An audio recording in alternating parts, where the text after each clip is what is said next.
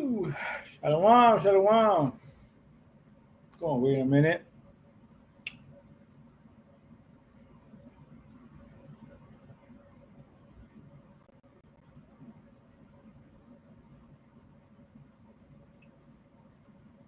Shalom, shalom. Shpaka, Israel. Hope you're having a good week. Woo! It's that midpoint during the week. They'll be tired, but I affirm that I am full of energy for y'all. As our Shaw always says, when you feeling a little bit, under the weather, just say I am full of energy. So that I am is an affirmation, and it comes to pass upon yourself. All right. Everything is about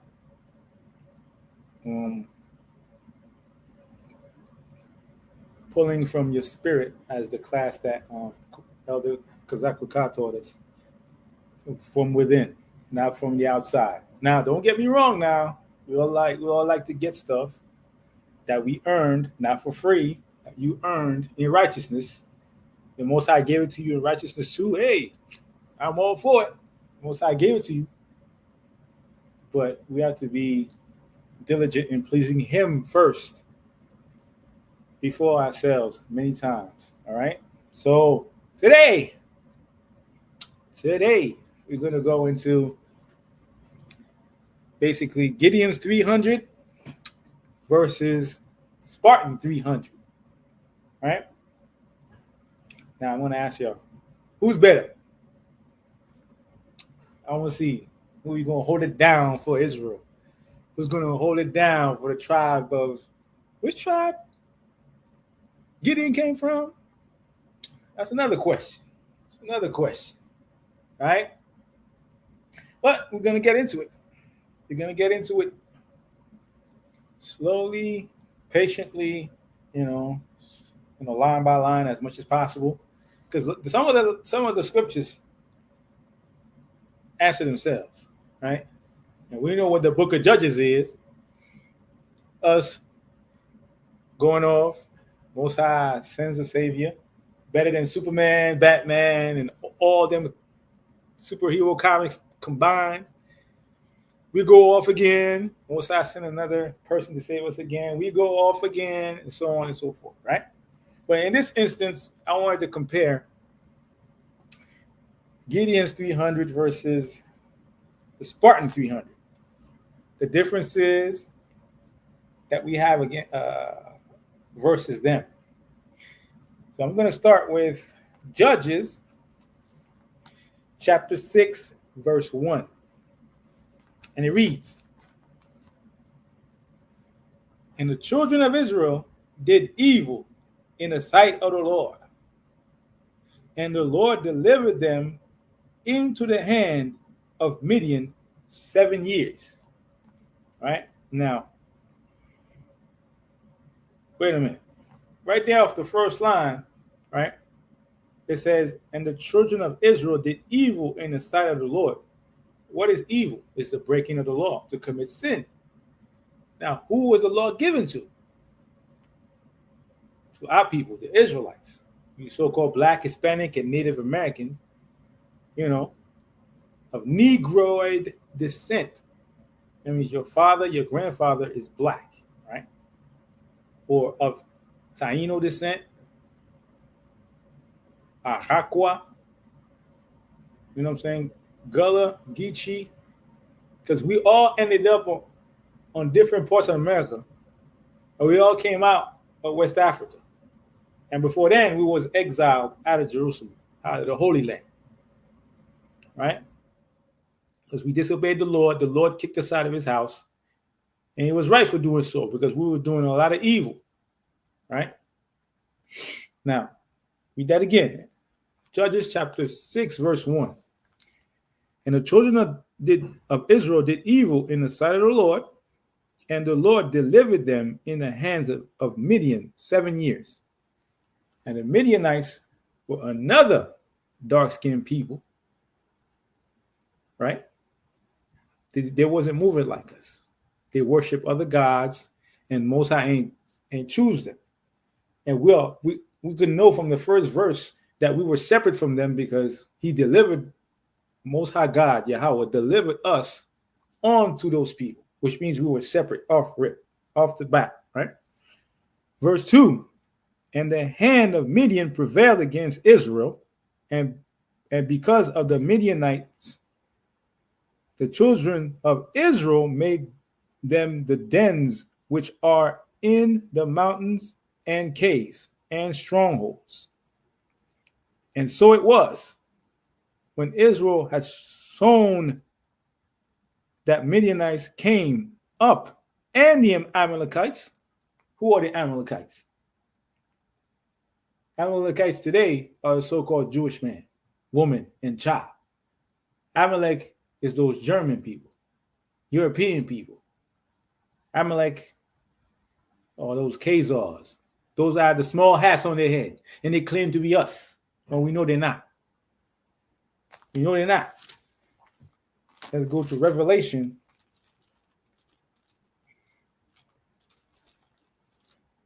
chapter 2 and verse 9. I know thy works and tribulation and poverty. Those people in Howard Beach, Diamond Districts, Amalekites that wear small hats, they're not our people because they're not in poverty and they're not in tribulation. But thou, in parentheses, but thou, you, the people concerned, thou art rich. I know the blasphemy of them which say they are Jews. We didn't know it was Jews. We didn't. A lot of us in this chat right now, we didn't know who he was. And Shalom, Sister Wanawana. Shalom, Sister Dalia Kadash. Shalom, Sister Bathaya. And Shalom, Sister Antoinette. Thank you for being here. And we know that these people with the small hats, they're not the Jews. They say they are Jews, but they're not. Right? But are the synagogue of Satan, the synagogue of the adversary, the house of the enemy, the adversary, right? The devil. And we've seen that. Y'all seen the news. In Brooklyn, they had a whole basement with blood and baby carriages and all types of madness, right? And we know who Amalekite is. And we know that Amalek is not a Midianite, because a Midianite is a dark-skinned people, and Israel is dark-skinned. So we know that those people that call themselves Jews, they could call themselves Jewish all they want. ISH is a suffix which means to pertain to. So they're pretending to be us, right? Now these Amalekites walking around with small hats. In this verse, it shows that the Midianites, us, Israel, and them are three different people, right? Keep going. Amalekites and the children of the east, even they came up against them. They came up against us, right? They came up to oppress us, right? Now, let's go. Now, what is oppression? What is oppression? Let's go to Psalms.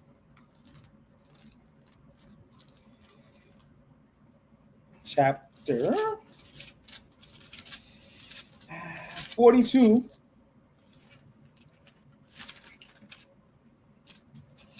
verse 9. And it reads, I say unto Yahweh, my rock, why hast thou forgotten me? Why go I mourning because of the oppression of the enemy? We go mourning. Every day we get up, man, why? I don't want to go to work. I don't want to go to work. Right? The men don't want to go to work, but we do it for our families. And ladies, y'all don't want to go to work.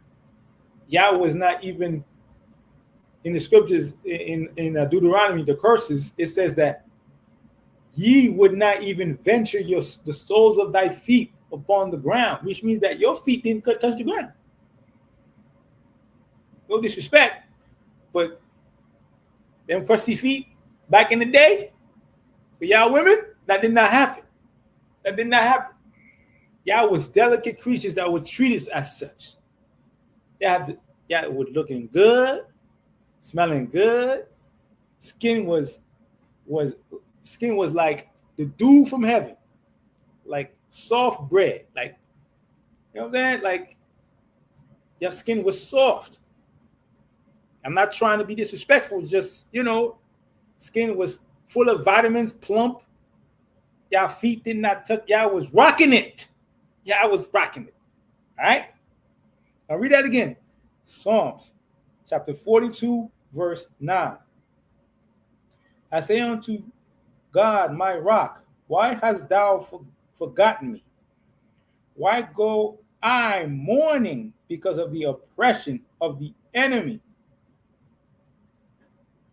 Oppression, man. They be oppressing us. Amalek was there at that time during Gideon. And by the way, I got a question. Who came first? Gideon's 300 or the Spartan 300? Who was earlier in history? Put that in the chat, right? Let's see what y'all got to say. Let's see.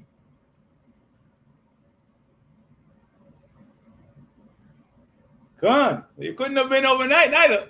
We had to carry you, or if a brother had that type of money, he would employ slaves. And they had to carry you where you wanted to go. And other brothers was going to make sure that those slaves was doing what they were supposed to do. So we were watching over y'all better than the cameras today. Better than a low jack on your cell phone today. Who is doing a better job? Yo, where you going, slave? Oh, I'm carrying the missus. She's going to the supermarket. She's going to the farmer's market. Right? They would get there. By the time the slaves and y'all ladies would get to the so-called farmer's market, the people there knew that y'all was coming. And if there was one detour that these slaves were doing, like, yo, where you going, bro? Where are you going? You supposed to go to the farmer's market and head back, man. Because we made sure y'all was good. Right? It might seem like a heavy-handed type of thing, but if we didn't watch y'all, we didn't do our duty. And that was wicked. That would be wicked. Right? But let's go now to Psalms. Chapter 119 and verse 134. Deliver me from the oppression of man, so will I keep thy precepts. Now, we kept not obeying the Lord, breaking the law in the book of Judges, breaking the law over and over, just doing what we do because we feel like it.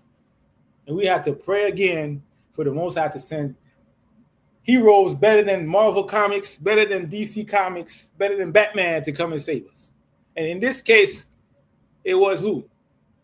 It was Gideon, right? Now ask again. Come on, sister. Gideon 300 was first.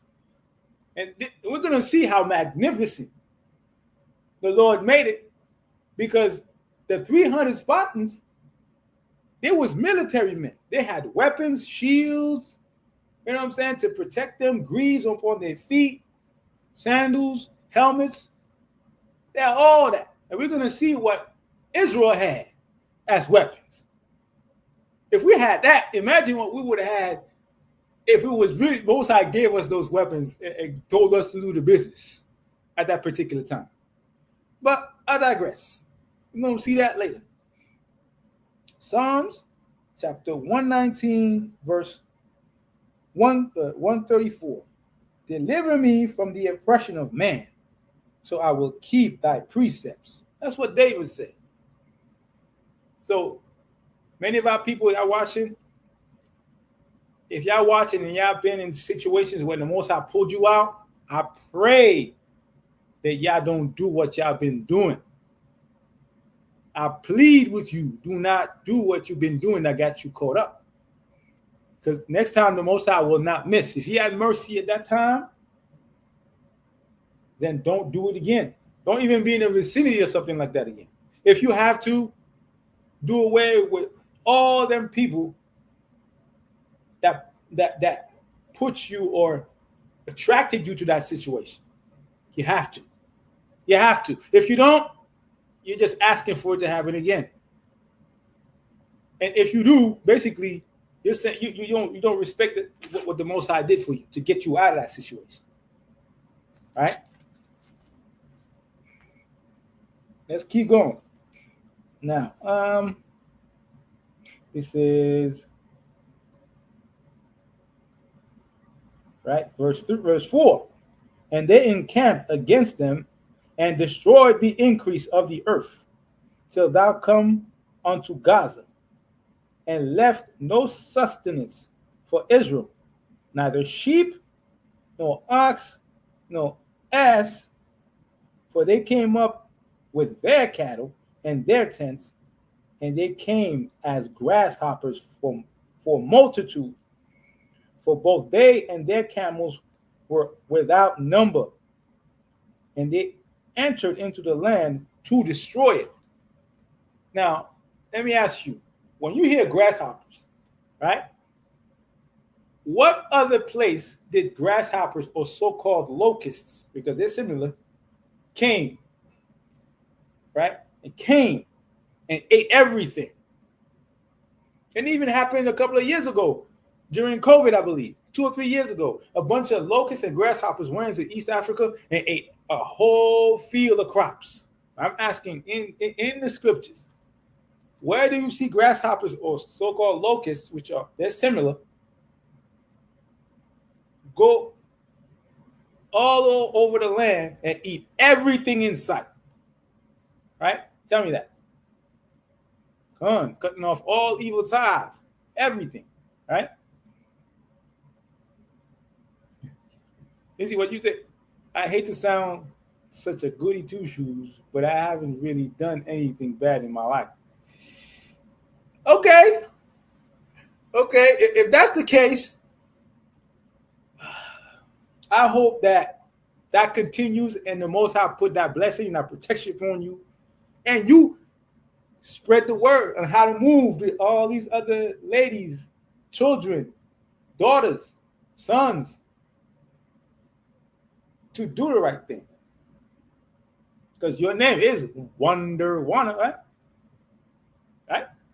You might be the Wonder Woman of Israel. Be careful now. I'm not trying to get you a big head, but, if that's the case, plagues of Egypt. Yes. Let's go there. It's Exodus. Exodus chapter 10. And let's go to verse 12, right? Watch this.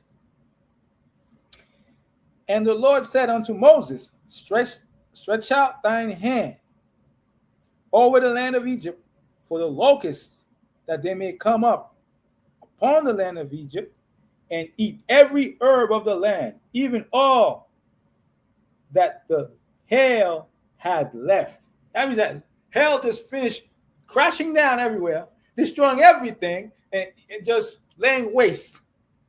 And Egypt didn't have time to breathe. Didn't have time to say, "Ooh, nah." Locusts came, bang. It just locusts came, and they ate everything that was left. They're like, damn. When it rains, it pours. When stuff is happening, and it's just happening one after the other, you can't get a break. That's what it was in Egypt. And keep in mind, let's go to Deuteronomy chapter 28. Right? Let's go 59. And it reads, These are curses that we go through, right? Since we're talking about plagues now, then the Lord will make thy plagues wonderful. I've never heard of a plague that's wonderful to have. I never heard of a plague that's wonderful to have, unless it's going down on the enemy and they're dealing with that plague, and it's beautiful. But there is a curse that's coming upon us for disobeying the Lord, right? Deuteronomy 28:59. Then the Lord will make thy plagues wonderful, and the plagues of thy seed, even great plagues, and of long continuance, and sore sicknesses, and of long continuance. Moreover, wait a minute. Most High said, what? Moreover, he will bring upon thee all the diseases of Egypt, which thou wast afraid of, and they shall cleave unto thee. Damn. You thought it was over? He said, yo, I'm going to add on to that because you don't want to listen.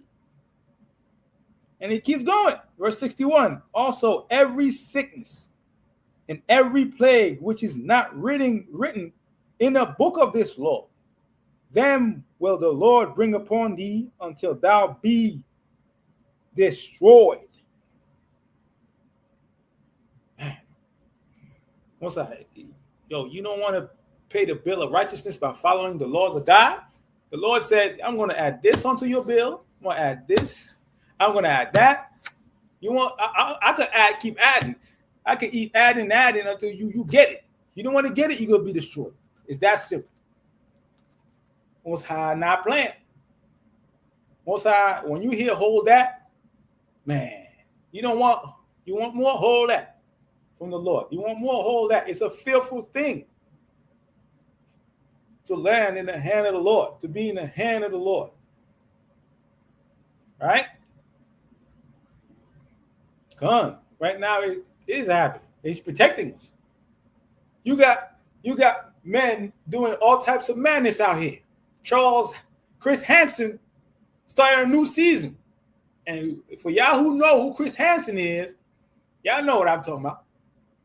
He's doing a whole new season of his show. And if you don't know who he is, look him up. Because there's madness going on here. Right? And that's what I'm saying. Not to point fingers to anybody. I'm just saying, if you're doing what you've been doing that is wicked in the eyes of the Lord, and you have beasts, according to scripture, beasts going out there satisfying their own lusts, to which the Most High says he's going to give you up to your vile affection. But if you keep the law, you do what you're supposed to do, and you make the Most High happy, and your whole purpose is to crack a smile on the Most High. I ain't never seen that. I ain't never seen God crack a smile. But if I could do that, man, my day is magnificent. I'm all the way up. I'm way up, man. I'm saying that's what it's all about.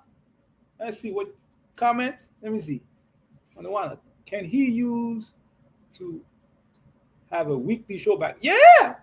Now he's back on the game now. He's back on it. He's back on the game. It's a great princess. How you doing? White on white crime is out the roof.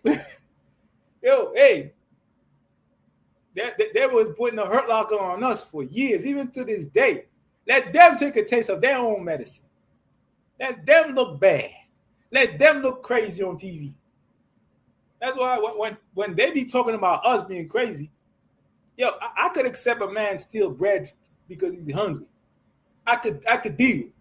He has a reason. He needs help.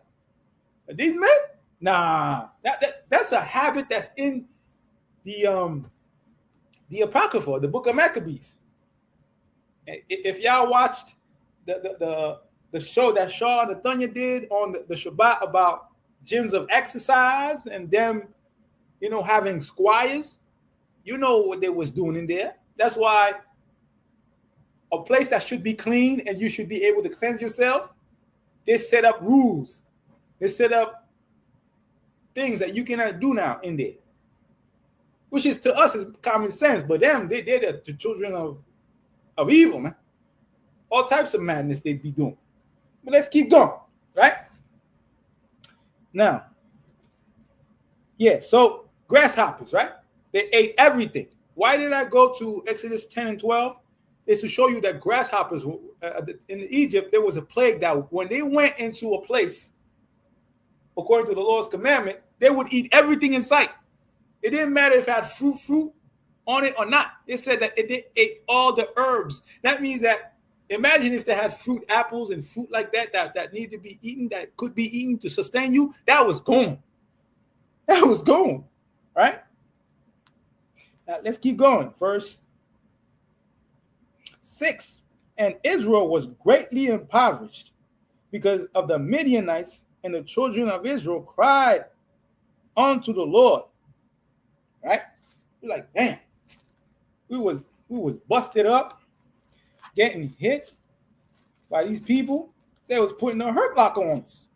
Right? Now let's go to Job. So let's go to Job chapter 35, verse 9. And it reads, by reason of the multitude of oppressions, they make the oppressed to cry. They cry out by reason of the arm of the mighty. Right? Let me read that again. This is Job chapter 35, verse 9. By reason of the multitude of oppressions, they make the oppressed to cry. They cry out by reason of the arm of the mighty. Arm of the mighty, right? Arm of the mighty. They go at us hard, viciously, right? And this was 7 years worth of hurt locker. Now they was putting on these Midianites and Amalekites was putting on us. And the Amalekites was there just to take advantage, right? That's what they do, right? And it came to pass when the children of Israel cried unto the Lord because of the Midianites, that the Lord sent a prophet unto the children of Israel, which said unto them, thus saith the Lord God of Israel, not everybody, of Israel, right?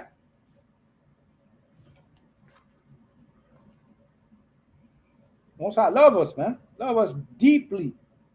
Took his time with us. It may say that he created us in one day, but according to scripture, 1 day is as 1,000 years. Is 1,000 years is as a day. That's in the book of Peter. Right? So he took his time with us. Like, damn, I'm gonna take my time with these men and women. I'm gonna create them to look like me, to rep me. When they wake up, they're repping me. If they know it or not, they're looking at themselves in the mirror, they're repping me. They look like me. I made you so beautiful that your feet should not touch the floor, and every blessing should come upon you. 14 of them. Deuteronomy 28, 14 of them. The first 14 blessings, that's all us. Right? Man, you're going to go in the store or in the field, you won't need to think about if it's going to grow. It is. Thus saith the Lord. You're going to go out there, you're going to lend, you're not going to borrow. That's some of the blessings. But we are borrowing and we are asking to lend to people when we are the children of God. We are the source of all beauty. And matter of fact, if you search online, right, all these artists that create music, all these entertainers, Taylor Swift and all these people, white people, they can't make music. They can't. All that, the top 10, most of the top 10 in the world come from one man. Look it up. You'll find it. That man, I think it's called Max Maxine. I'm not sure. That man be doing stuff with the adversary, Satan, to create music. But a black man, Luther Vandross, Brian McKnight, all these other artists, James Brown, a lot of our black artists, man, they made their own music. Prince made his own music. And they couldn't handle those men. Yeah, damn. This man is gifted, man. We can't hold him down. Michael Jackson, they have to kill him. Because that man bought the Beatles catalog, right? And the Beatles had to pay him. Because he owned them. He owned them. But lo and behold, they had to kill him to get back their property. Meanwhile, Michael Jackson was buying other brethren's, masters and giving it to them. Here's your masters. Bam. I got it for you. That's a brother. Right? Now let's go to let's read again, verse 8. That the Lord sent a prophet unto the children of Israel, said unto them, thus saith the Lord God of Israel, I brought you up from Egypt and brought you out from the house of bondage. Right?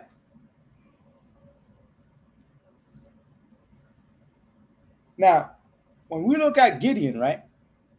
What tribe was he from? Come on. What tribe was he from? I want y'all to think about it before we get there, because we're going to get to which tribe he was from. Because all the time we talk about, and that's too, some of it is my own fault, but I want to bring notoriety to other tribes, right? And I want you to find out which tribe does Gideon come from, right? Let's keep going. Verse 9, and I delivered you out of the hand of the Egyptians and out of the hand of all that oppressed you, and drave them out before you and gave you their land. And I said unto you, I am the Lord, your God. Fear not the gods of the Amorites, which is another black nation, right?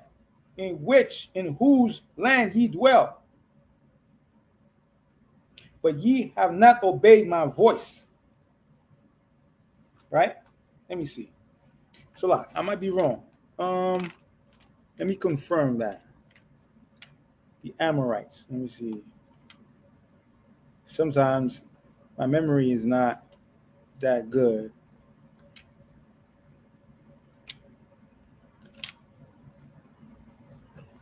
Animals, the Amorites. No, I'm confusing them with the Ammonites. The Ammonites are the Japanese. The Amorites are another black nation. Just wanted to be sure, right? In whose land ye dwell, but ye have not obeyed my voice.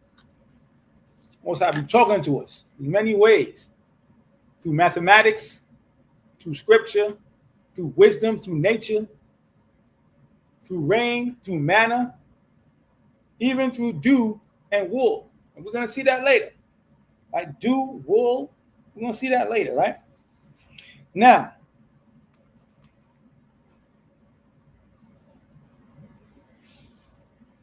verse 11, right?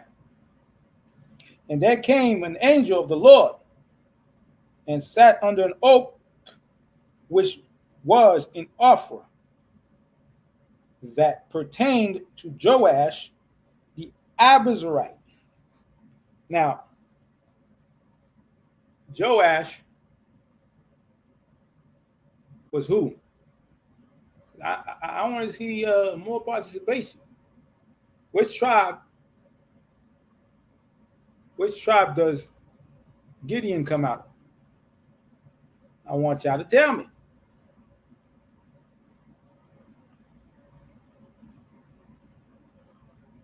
Which tribe does Gideon come out of? These are things that we need to know. Right?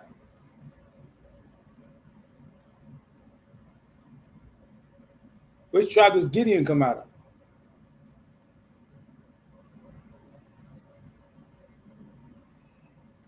I want to see y'all's answers.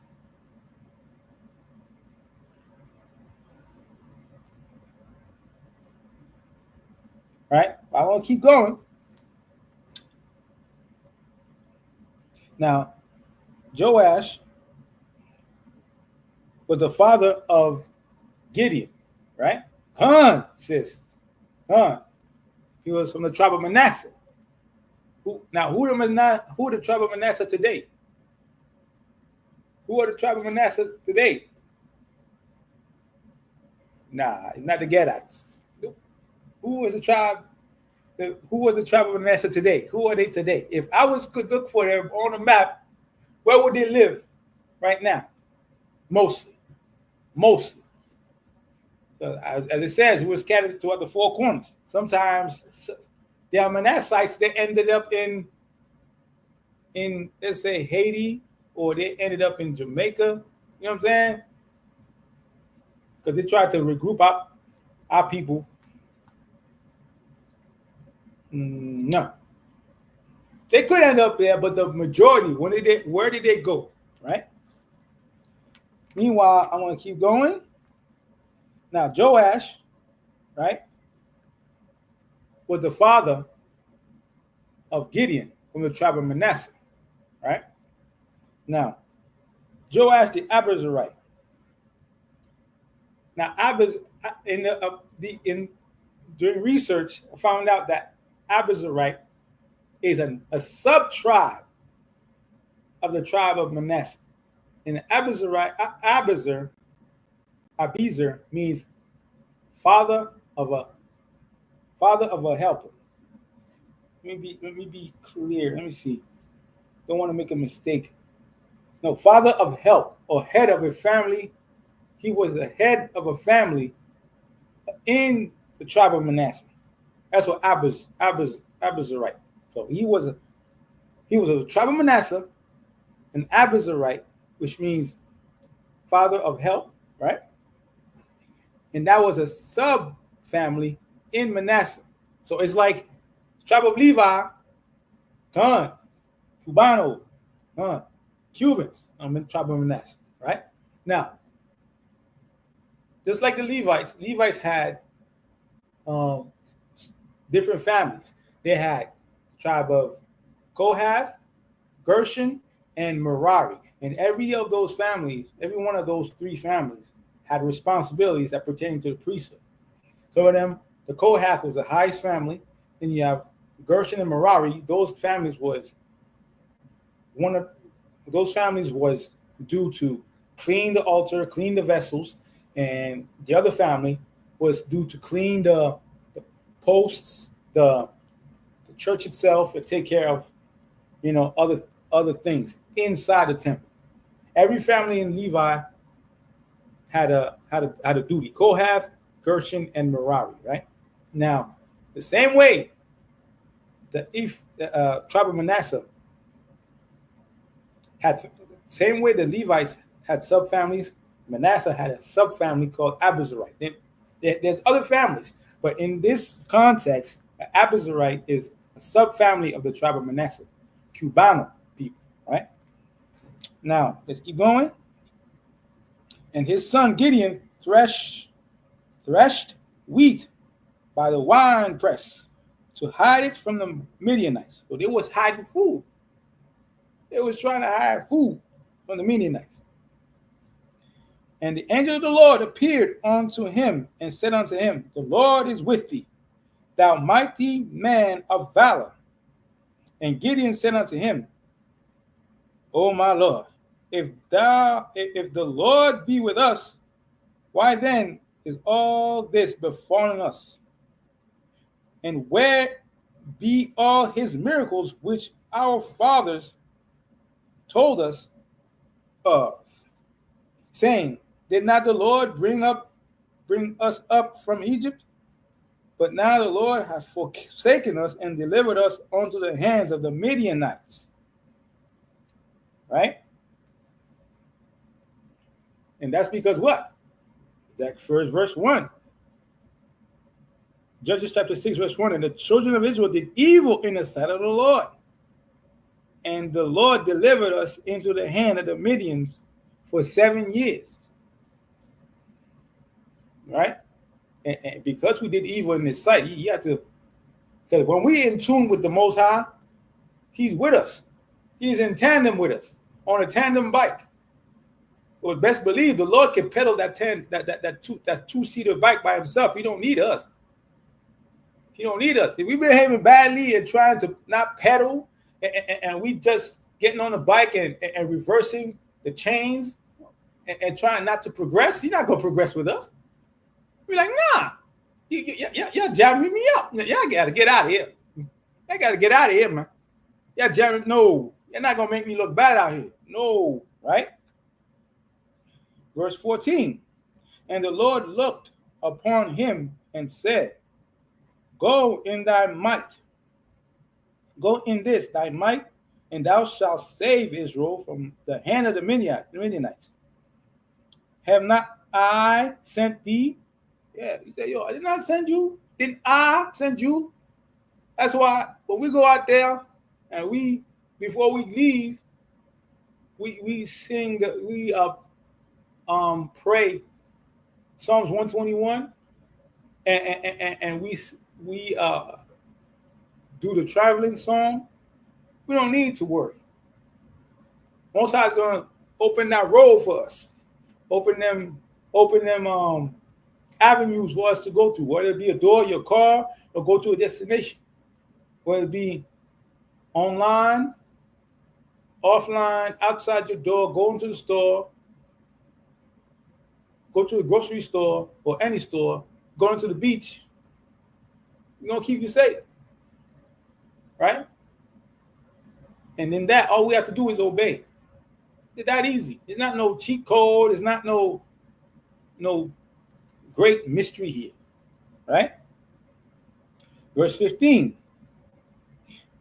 And he said unto him, O my Lord, wherewith shall I save Israel? Behold, my family is poor in Manasseh, and I am the least in my father's house. Well, let me ask you this. Who was the least in Jesse's house?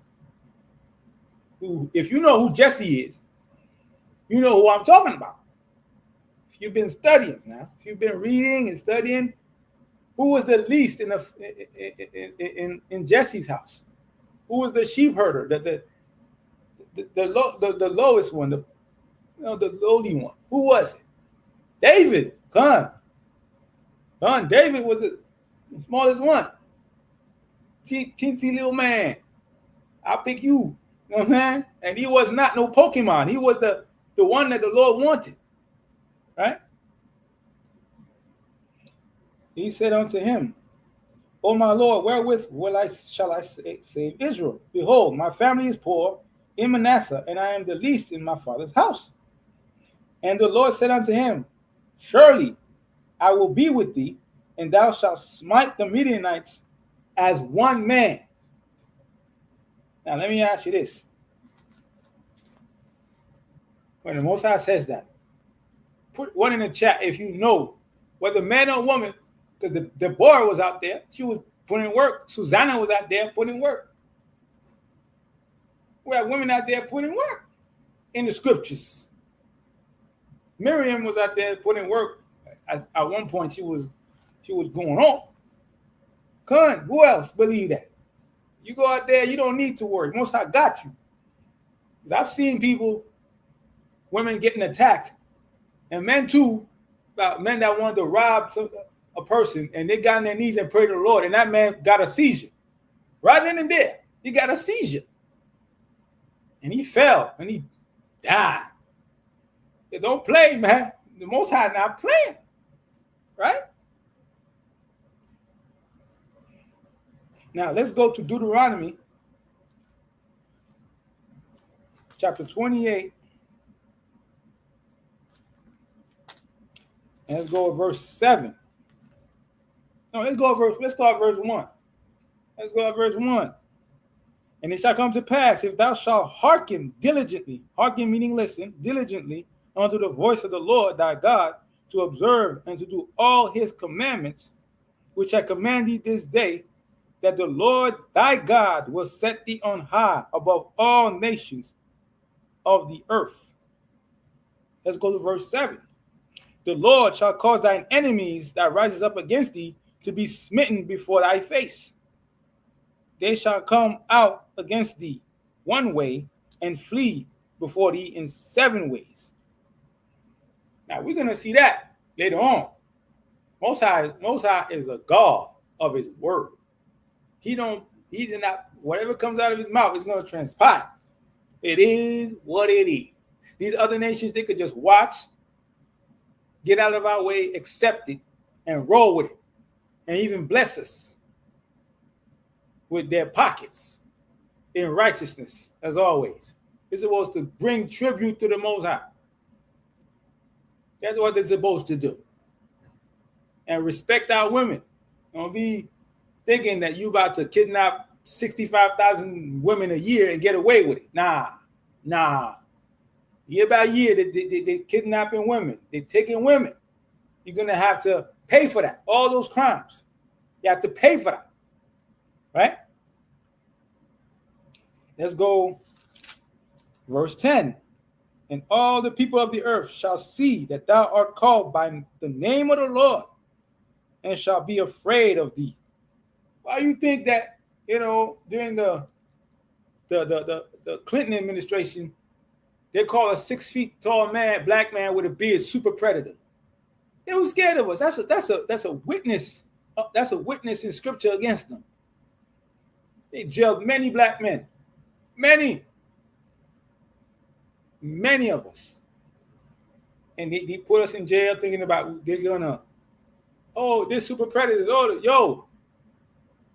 Now we look at today on certain websites with statistics, they tell you that black men are the most involved fathers.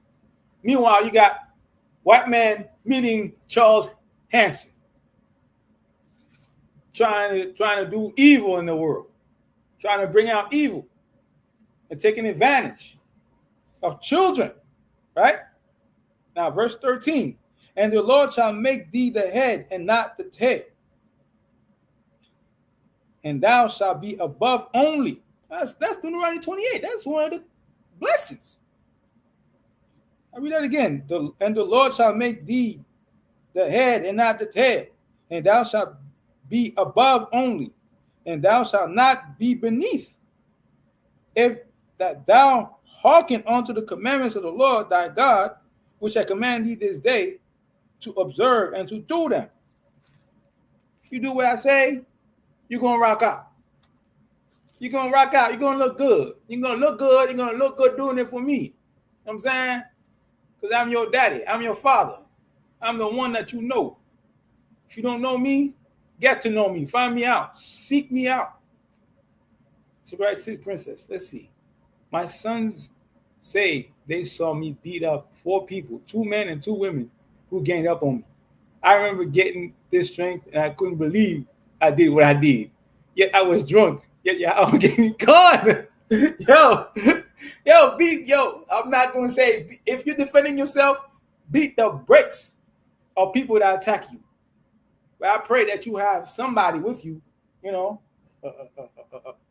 man, to guard you out there. And this is what I'm saying. It shouldn't come to that. You shouldn't have to put your fist out there. But if it happened and Most High got you, all praise to him. But I pray that, we bring more notoriety to our nation, more notoriety to the children of Israel, to the Israelites, so that people, when they walk around, they know, they see fringes, they see a dress. You better be careful how you address this lady. You better be careful what you say, because you might get your face smashed in. Right? Because you can't talk to people a certain type of way and think it's okay to do. There are people out here that are very disrespectful. They say anything that passed through their mind to say to a lady. Nah. Right? Now, let's go to, this goes to you, sis. Jeremiah, chapter 51. Chapter 51, verse 20. No, verse 19. This is especially for the ladies and the men and the people that are watching. For y'all to know that y'all children of God, children of Israel. Jeremiah 51 and 19. No, verse 17. Salah. Every man is brutish by his knowledge. Every founder is confounded by the graven image. For his molten image is falsehood, and there is no breath in them. They are vanity, the work of errors. In the time of their visitation, they shall perish. Now, this is the point. The portion of Jacob is not like them, for he is the former of all things, and Israel is the rod of his inheritance. The Lord of hosts, meaning the Lord of armies, is his name. Thou art my battle axe and weapons of war. For with thee will I break in pieces the nations, and with thee will I destroy kingdoms. And with thee will I break in pieces the horse and his rider. And with thee will I break in pieces the chariot and his rider. But that's for you, sis. Once I gave you that jump start, that Samson type stuff. And you just bang, bang, you just handle business. And next thing you know, they're like, what the? Yeah, what you thought it was. Nah, you're not doing that. You're not touching royalty. Nah, you better get a grip. Because I'm sure Instagram Princess got a grip on them and put the business. I'm not advocating violence. But if somebody lay hands on our people, may the Lord deal with them accordingly. With swift action. Notice I'm not going to forget. Every idle word and action. Right? Now, let's keep going.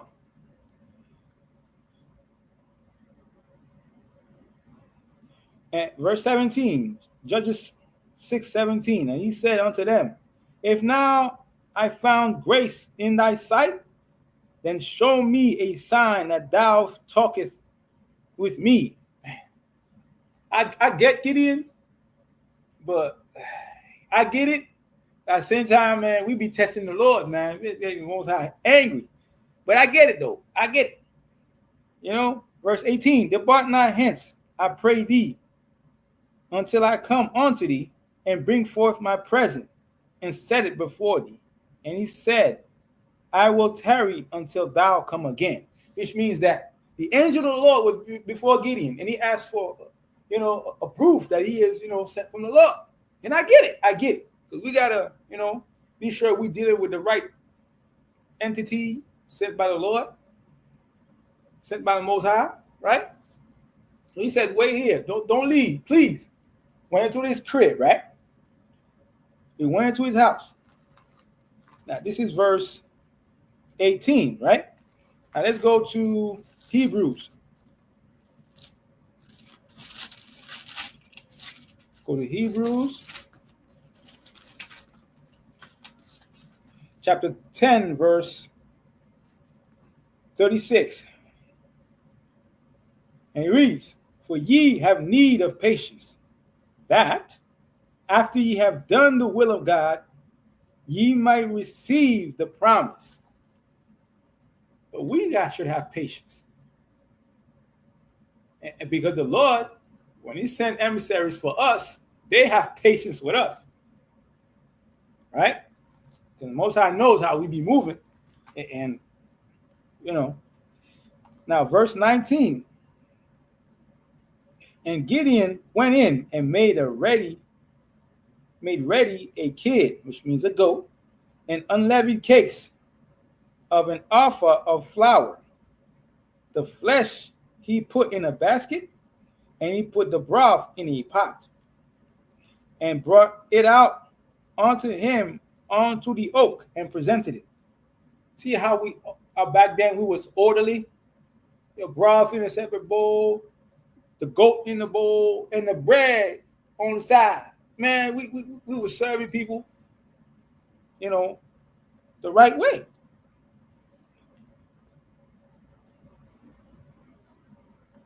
And brought it out unto him under the oak, and presented it. And the angel of God said unto him, take the flesh and the unleavened cakes, and lay them upon the rock, and pour out the broth. And he did so. right? Upon the rock. He did so. Then the angel of the Lord put forth the end of the staff that was in his hand and touched the flesh and the unleavened cakes. And there arose a fire out of the rock and consumed the flesh and the unleavened cakes. Then the angel of the Lord departed out of his sight. And when Gideon perceived that he was an angel of the Lord, Gideon said, Alas, O Lord God, for because I have seen an angel of the Lord face to face. And the Lord said unto him, Peace be unto you, unto thee. Salah. Fear not, thou shalt not die. That means, when we do us testing the Lord like that, you might be killed in the process. You might be a blast of his nostrils about put you away. Boy. You know what I'm saying? You can't plead the fifth. You can't do none of that. You anger the Most High too much, and Yahushua too much. Just like, Abraham did with, the Lord when he asked if 50 people, 100 people, if 50, if 10, the Most High was getting angry. You know what I'm saying? Don't test the Lord like that. But if any of you in the chat or watching have a chance to see an angel or see an angel in your dreams, man, I hope y'all have great conversations with the Lord's emissaries, Lord's angels, or the Lord himself.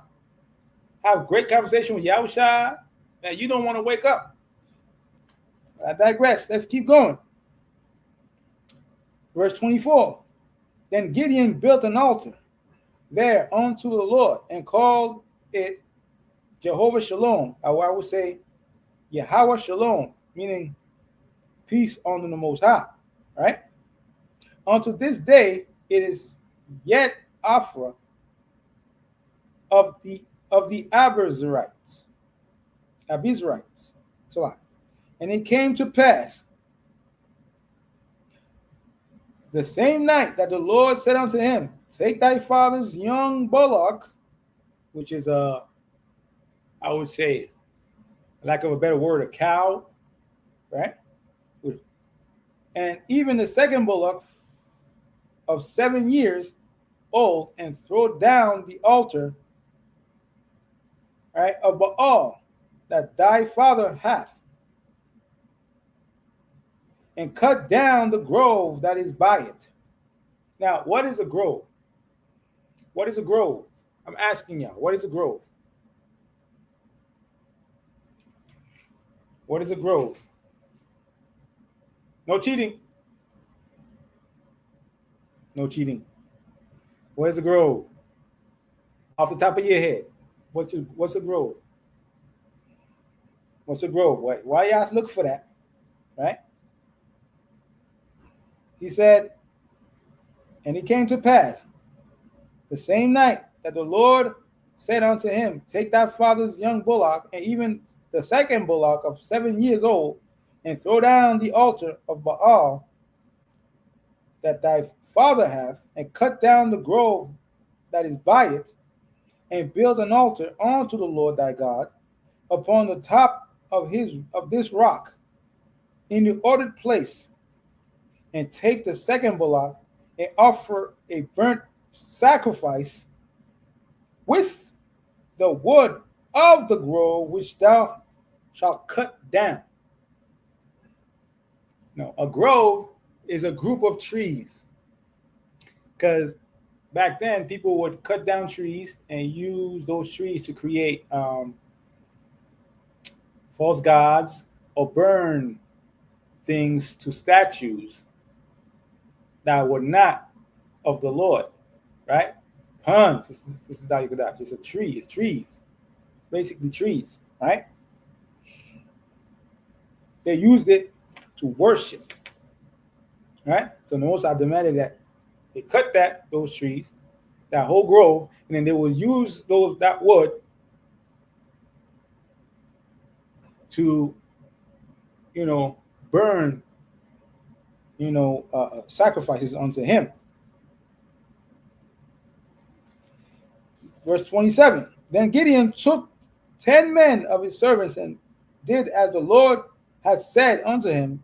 And so it was, because he feared his father's household and the men of the city, that he could not do it by day, that he did it by night. Right? Verse 28.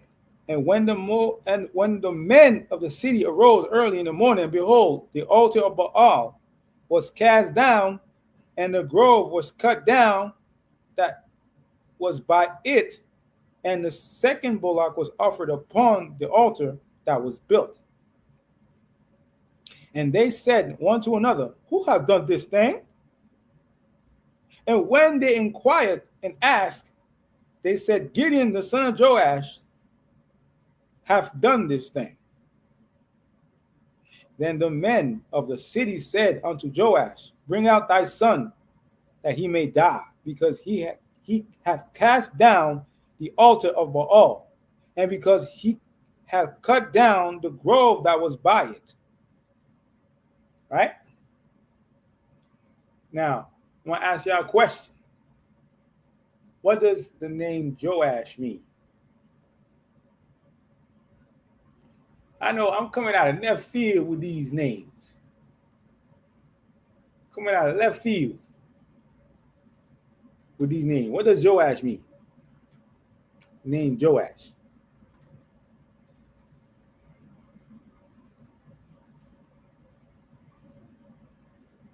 All right? What does the name Joash mean?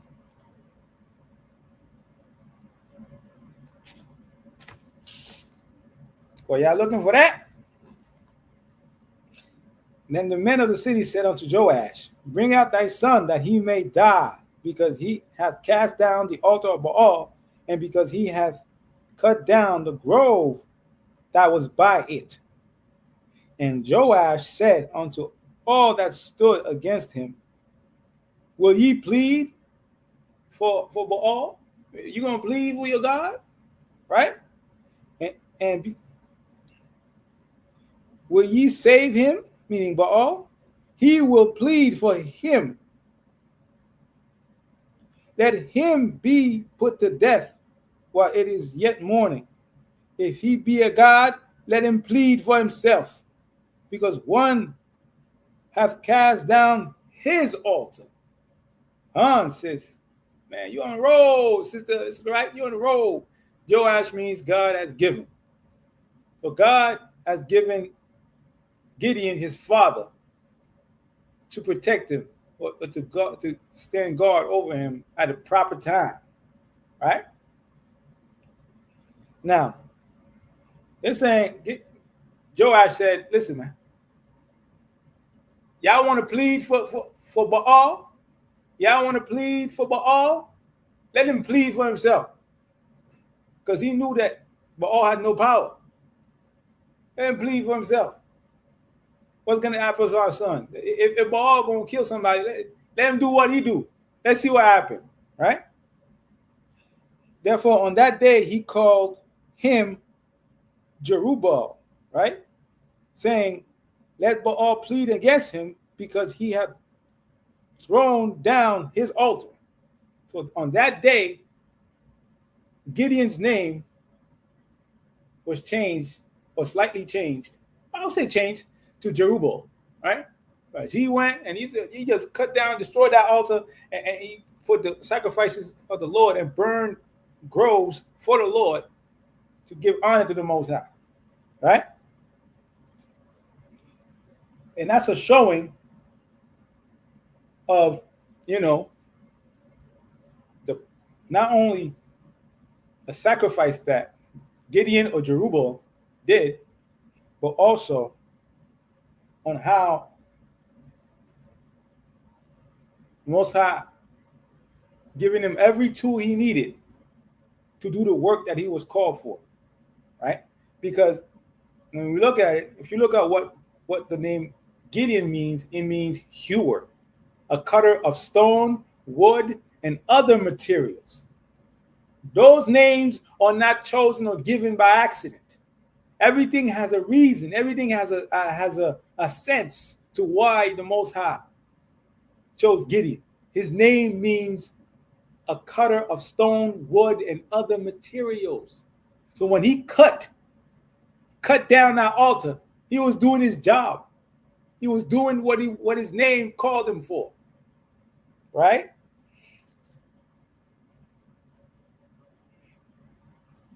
Now, let me see.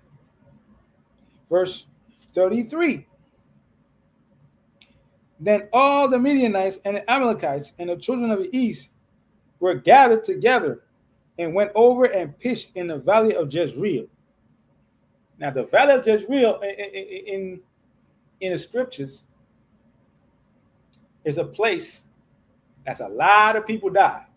The sons of Ahab, they died there, 70 of them. Jezebel died at Jezreel. She was thrown off a wall and fell off and died.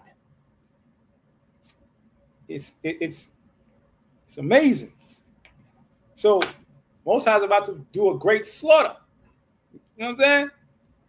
Verse 34. But the Spirit of the Lord came upon Gideon, and he blew a trumpet, and Abiezer was gathered after him, meaning father of help. The head of a whole family of Manasseh came unto him. Right? And his families. And he sent messengers throughout all Manasseh. Now, messengers are people, but those messengers, because in the Hebrew, a messenger could also be an angel, right? So when he sent messengers out, you know that the Most High's hand was on those messengers. Throughout all Manasseh, who also was gathered after him, and he sent messengers unto Asher, and unto Zebulun, and unto Naphtali, and they came up to meet them.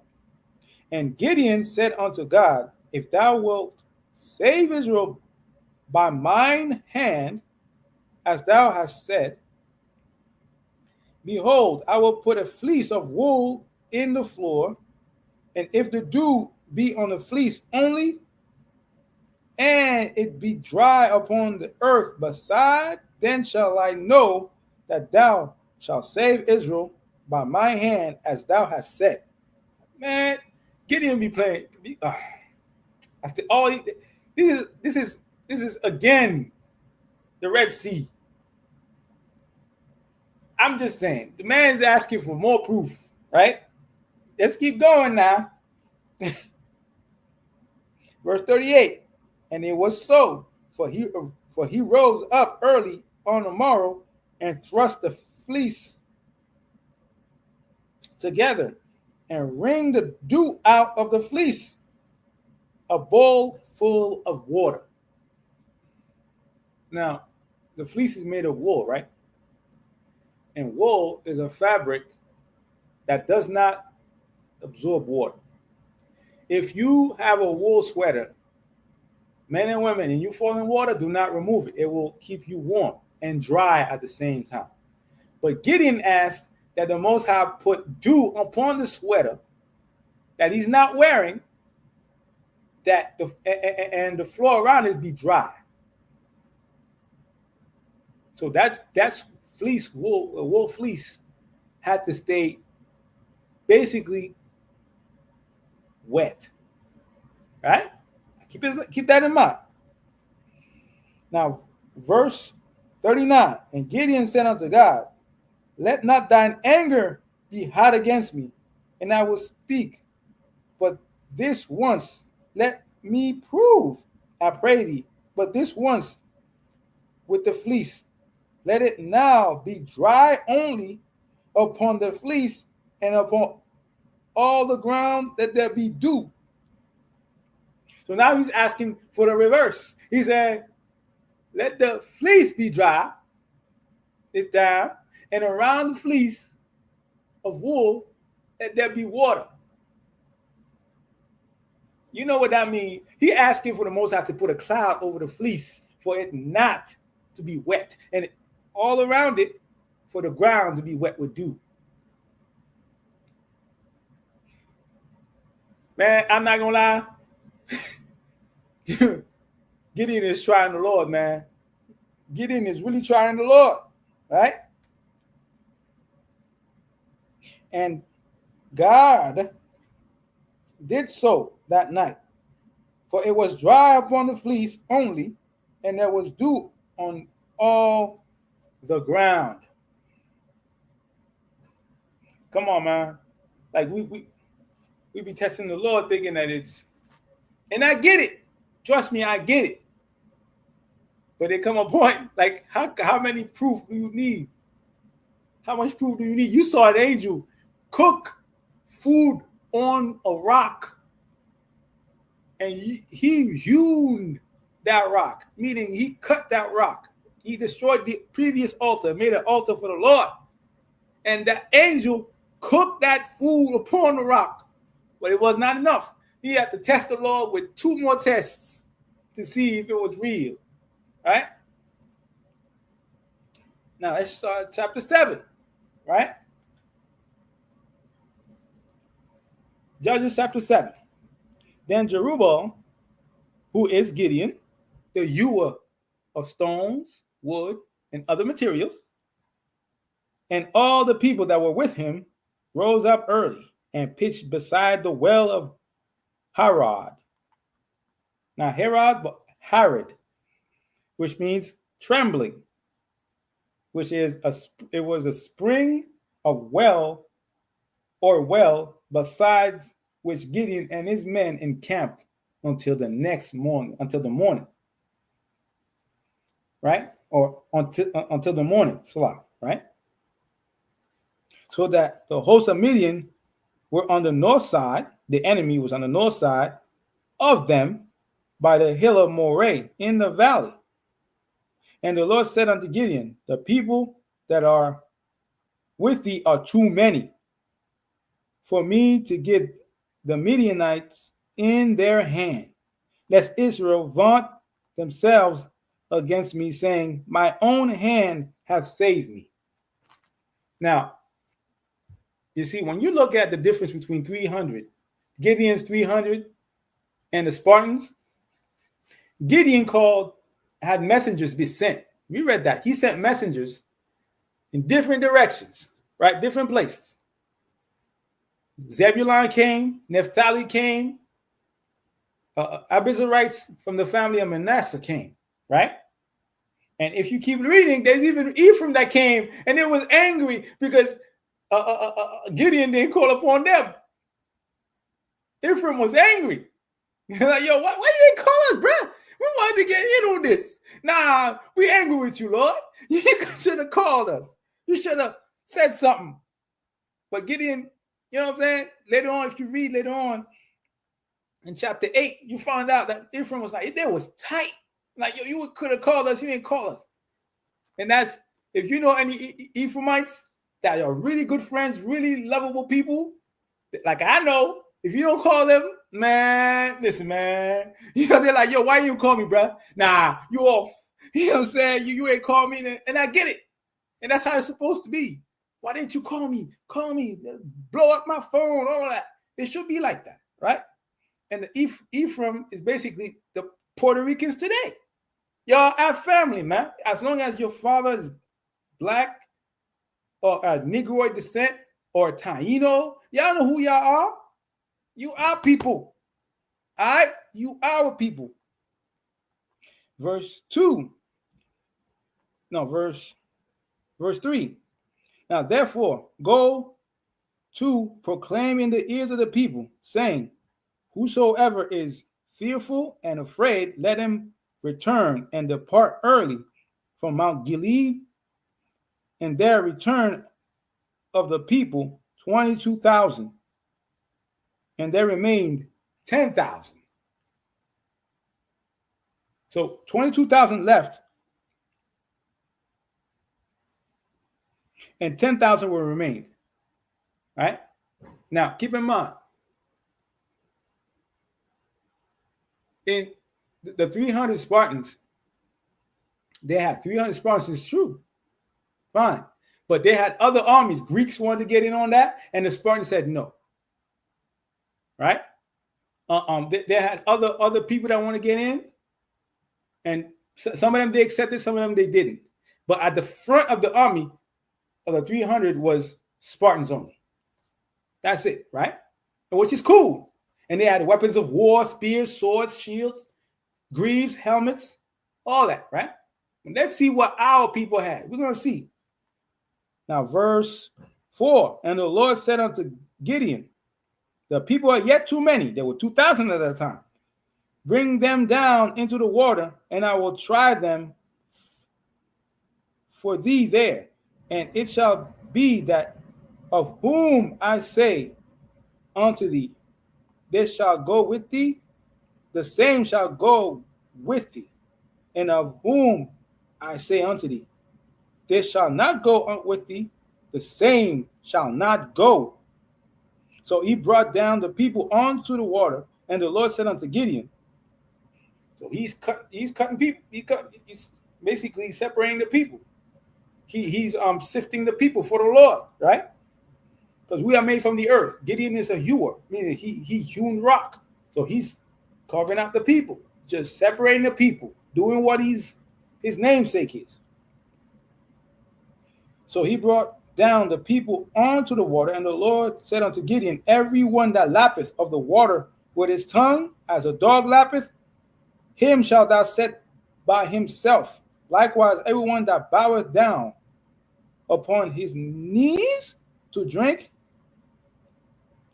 right? And the number of them that lapped, putting their hands to their mouth, were 300 men. But all the rest of the people bowed down with their knees to drink the water. And the Lord said unto Gideon, by the 300 men that lapped will I save you, and deliver the Midianites into thine hand. And let all the other people go, every man unto his place. So the people took victuals in their hand, and took victuals in their hand, and their trumpets. And he sent all the rest of Israel, every man unto his tent, and retained those 300 men. And the host of Midian was beneath him in the valley, because they were on the mountain, right? So now, the only thing that we had, that Gideon 300 had in common with the 300 Spartans, is the fact that there were 300. But the Spartans was more than that, because the Greeks wanted to get in on it. Other tribes in Greece wanted to get in on it. And the Greeks and the Spartans didn't get along. There was always at war. There was always a beef. Just along with all the other like tribes of Esau, right? Basically, Esau is like a box of tinder. One match and everything goes up in flames. Whereas us, we could get close to that fire and not get burned, because we are the magnificent stones and rocks of the Lord, right? We are beautiful hewn rock made from the love of the Lord, with tender loving care. Tender loving care. And we could see that because let's go to Deuteronomy chapter 7, verse 6. For thou art an holy people unto the Lord thy God. The Lord thy God hath chosen thee to be a special people unto himself, above all people that are upon the face of the earth. Verse 7. The Lord did not set his love upon you, nor choose you, because ye were more in number than any people, for ye were the fewest of all people. And again, he proved that again. He chose 300 men. There was 32,000 men that was there. What's that now? Too many people. Too many people. If y'all go out there and smash them Midianites, Most High said, you say you knew. They're going to say, oh, I did it by myself. I'm a rock star. No, I don't need that many people. I don't need that many people. I mean, he told Gideon, carve them up, man. We need to carve them. Do according to what I tell you. And he got 300. With them 300, Most High rocked out. He rocked out with us. He said, I'm going to rock out with y'all, 300. Right? I'm going to show y'all what I could do. I don't need numbers. Numbers mean nothing. Numbers mean nothing. Now, verse 9. And it came to pass the same night that the Lord said unto him, Arise, get thee down unto the host, for I have delivered it in thine hand. Now, do you know how many scriptures the Most High says, delivered into thine own hand? I want to ask you, how many scriptures has that phrasing in it? I'm asking you. How many scriptures have that specific phrasing in it? I want y'all to tell me. All right? Verse 10. While y'all looking for that, verse 10. But if thou fear to go down, go thou with Phurah, thy servant, down to the host. Now, Phurah means branch. Yeah, I'm going to send a branch to find out. You basically, Gideon and a branch, the Hua and a branch, are going to go out there and they're going to see what's going on. They're going to go and listen in. They're going to do some reconnaissance, some recon for you military people, some a gathering of information, just like when Moses. Was it Moses? I think it's Jonas. It's a lot. I want to be sure. I'll be missing names, making mistakes. I don't want to make mistakes regarding our people. They did great things. Yeah, Joshua. It's a lot. Joshua sent certain men to go visit the land of Canaan, to go see what was going on, how it looked, what could be gathered there, right? What's going on in there, how it looked. It look like it's the land fruitful? In the same way, Most High put it on his spirit to go down there and to go see what the host of Midian was up to, what was going on, right? Verse 12.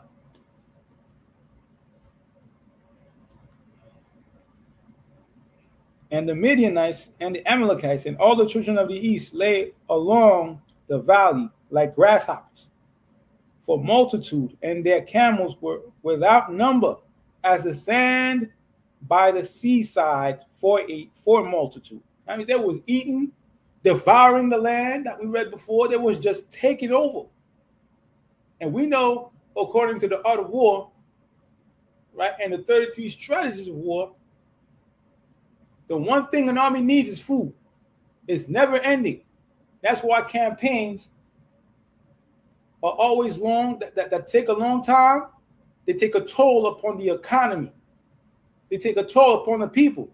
And how many years has the United States been at peace? Only 26 years. Out of all its history, America has been at peace with, had no wars only for 26 years. The rest of the time, they've been at war. They've been going to war against this, that, and the third, trying to go in here, going there, putting their fingers everywhere. America is one of the biggest warlike countries that's ever existed.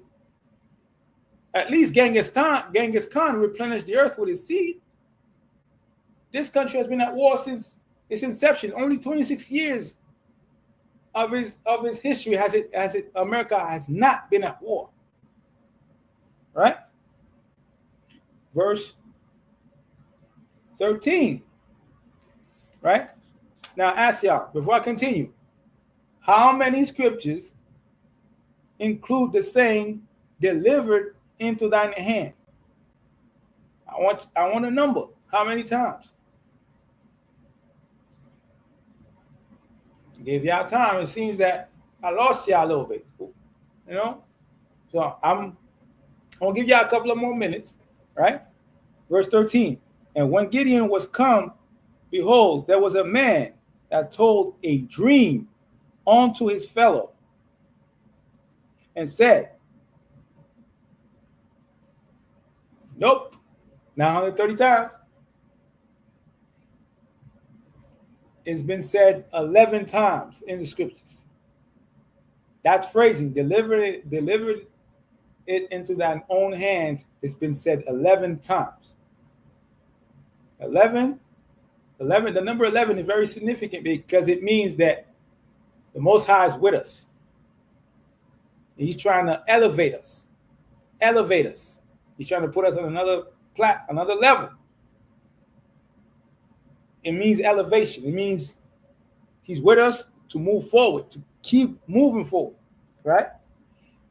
13, and when Gideon was come, behold, there was a man that told a dream unto his fellow and said, behold, I dreamed a dream, and lo, a cake of barley bread tumbled into the host of Midian and came into a tent and smote it that it fell and overturned it, and the tent lay along.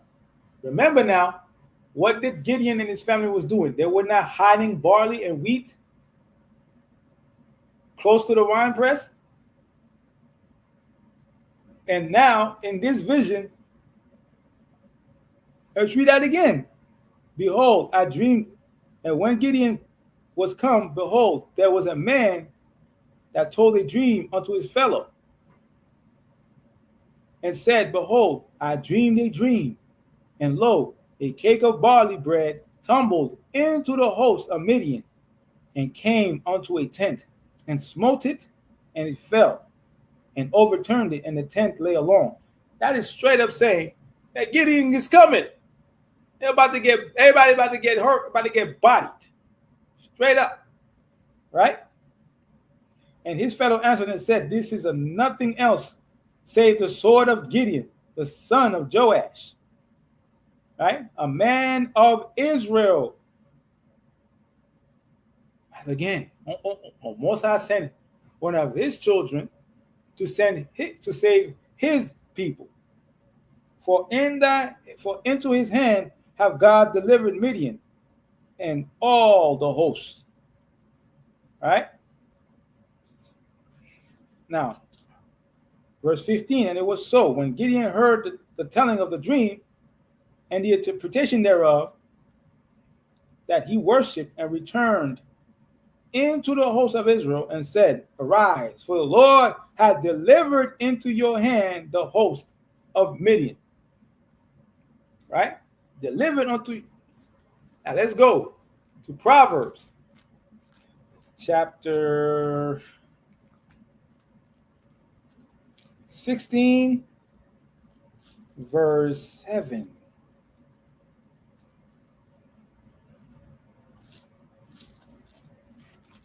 And he reads, when a man's ways, or a lady, or a woman, or a child, please the Lord, he maketh even his enemies to be at peace with him.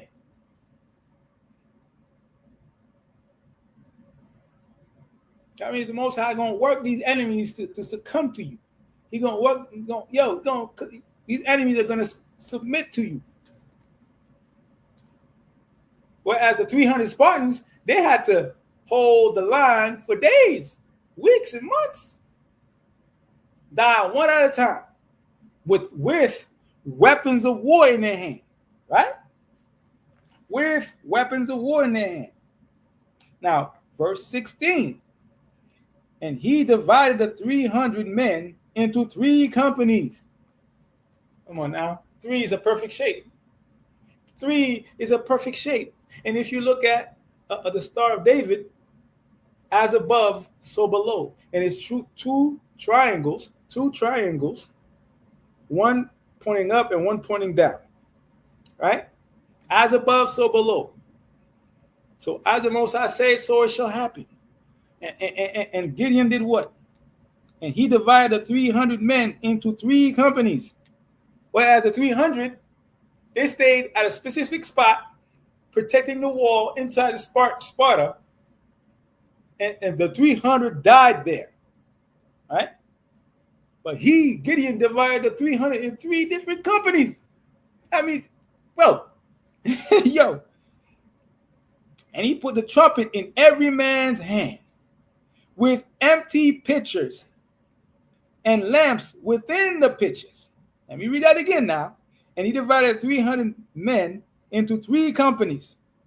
And he put a trumpet in every man's hand and empty pitchers and lamps within the pitchers. As I know, you can't hold a pitcher with light in one hand and a trumpet in the same hand. Each one of these hands held either the trumpet or the pitcher, right? And he said unto them, look on me and do likewise. And behold, when I come to the outside of the camp, it shall be that as I do, so shall ye do. So he's saying, whatever I do, y'all do. So Gideon and the 100 men that were with him came onto the outside of the camp. And in the beginning of the middle watch, and they had newly set the watch.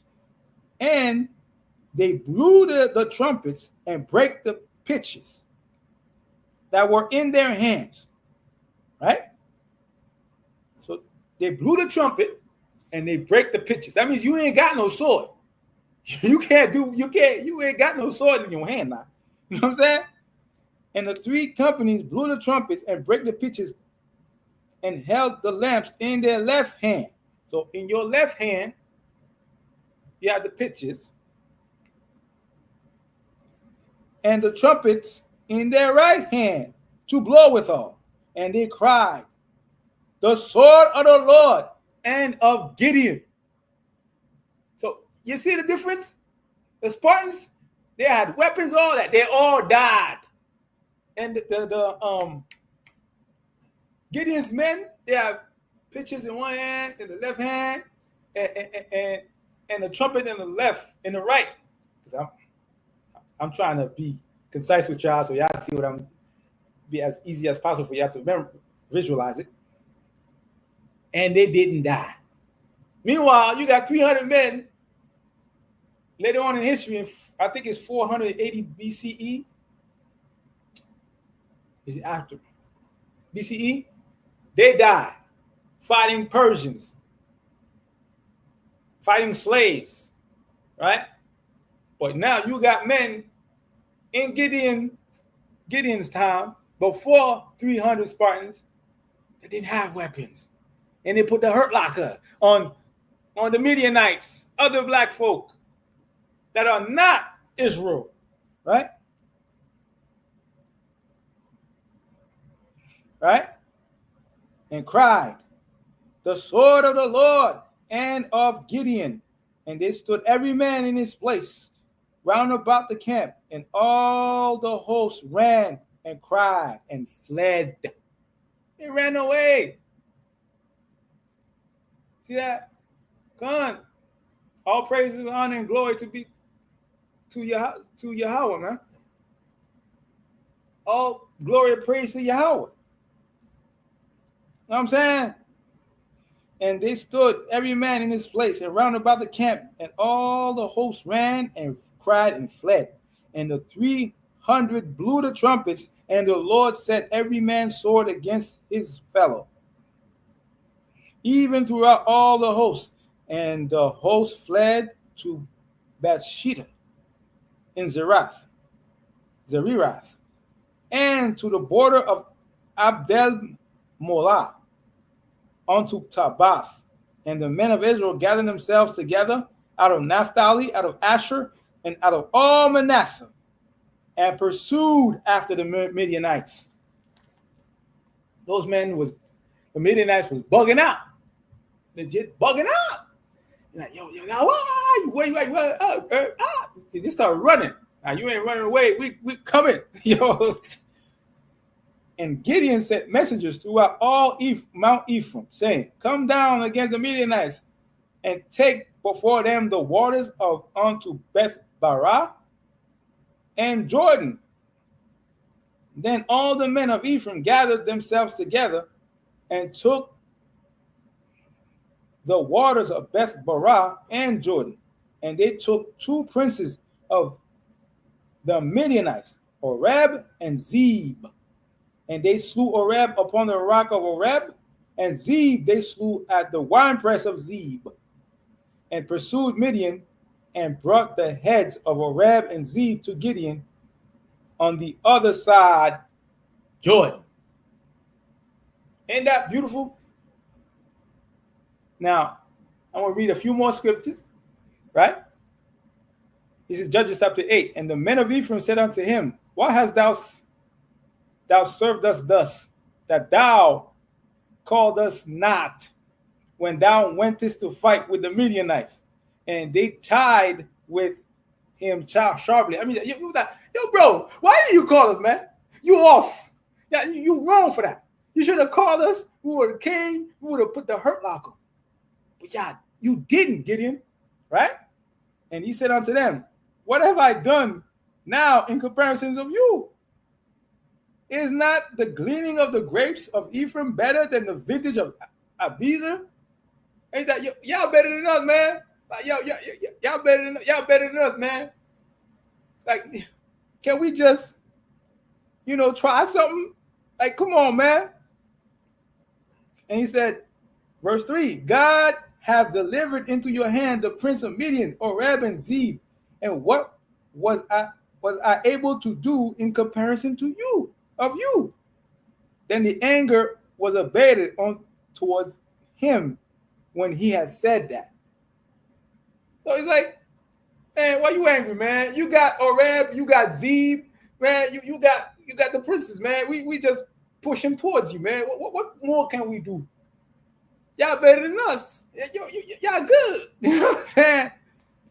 And for today, that's what I wanted to bring out. When even though our hands are empty at times, we are still the Most High's weapons. We are still his sword. We are still his sword. Better than Spartans, better than Greeks. We got wisdom. We got the Most High on our side. We got you could have pitchers of water with a lamp in it and a horn in our hand, and we blah, blah, blah, blah, and we putting it out there, and we calling on armies in the heaven, man, because that's what happened. They didn't bug out of nowhere. They were seeing things. They're like, yo, what the? Yo, we got to get out of here. So when y'all walk out the door, y'all going through stress, y'all going through anything y'all going through, man, just believe in the Lord. If you have a shofar, just blow that, man. You calling on forces that you could call upon. Don't worry about it. Don't worry about it. All right? So I appreciate y'all for coming, for giving me energy, and I hope this class gave y'all energy. And whatever y'all do, put the Most High first, make him happy, and Most High gonna plow these enemies in front of you. Plow them. All right? Gonna make moves for y'all. Gonna put them to the side. Because if the Most High say in Scripture that the people are as, let me see, let's go to Isaiah 40 and verse 13.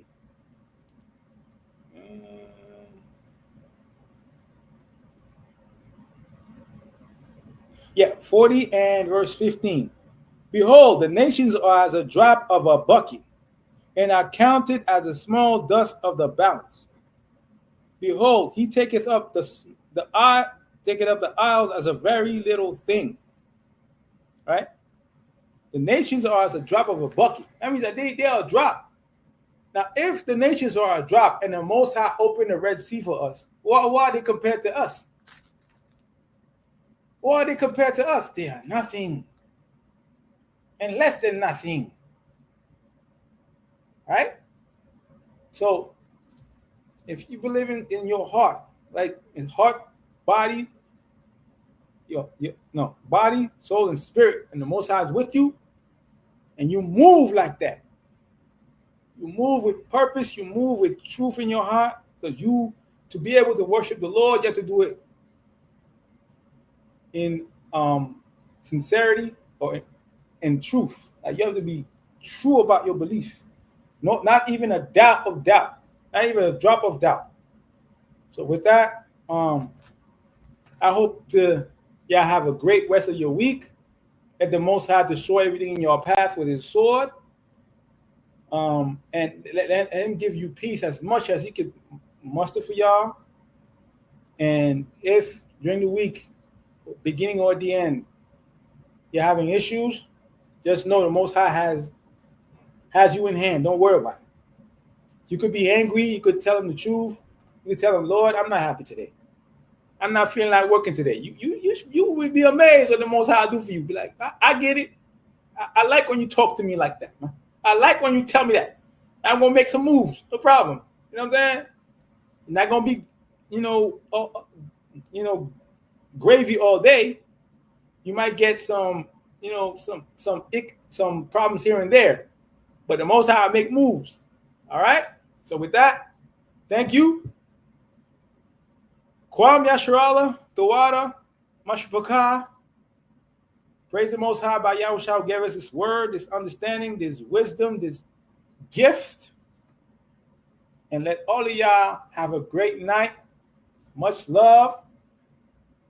Much ahab, which is love in Hebrew. Brother Daniela teaching me, Hebrew. I'm asking questions all the time.